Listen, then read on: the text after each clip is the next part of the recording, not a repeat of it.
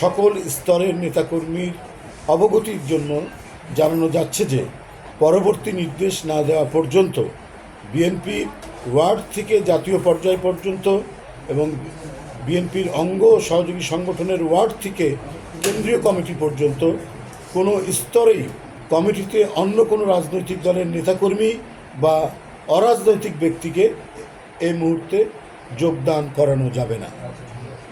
আমি আবারও বলছি, বাংলাদেশ জাতীয়তাবাদী দল বিএনপি এবং এর অঙ্গ ও সহযোগী সংগঠনের সকল স্তরের নেতাকর্মীর অবগতির জন্য জানানো হচ্ছে যে পরবর্তী নির্দেশ না দেওয়া পর্যন্ত বিএনপির ওয়ার্ড থেকে জাতীয় পর্যায় পর্যন্ত এবং বিএনপির অঙ্গ ও সহযোগী সংগঠনের ওয়ার্ড থেকে কেন্দ্রীয় কমিটি পর্যন্ত সকল স্তরেই কমিটিতেই অন্য কোনো রাজনৈতিক দলের নেতাকর্মী বা অরাজনৈতিক কোনো ব্যক্তিকে যোগদান করানো যাবে না। বিএনপি এবং এর অঙ্গ সহযোগী সংগঠনের সকল স্তরের নেতাকর্মীদের প্রতি দলের এই সিদ্ধান্ত যথাযথভাবে অনুসরণ করার নির্দেশ প্রদান করা হয়েছে। বন্ধুরা, আরেকটি কর্মসূচি ঘোষণা করছি।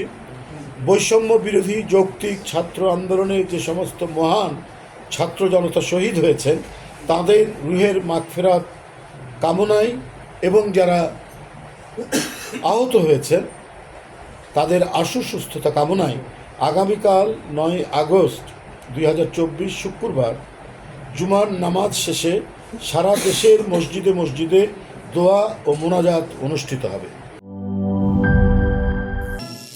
করিম চাচা, আপনার প্রিয় মানুষদের কখনো বিপদে ফেলতে চাইবেন না স্যার। তাহলে আমাদের বিপদে রাখা কি ঠিক হচ্ছে? এজন্যই বিজলি কেবলস সবচেয়ে ভালো ও নিরাপদ। ফ্লেম রিটার্ডেন্ট পিভিসি দিয়ে তৈরি বিজলি কেবলস, নিরাপদ আজীবন।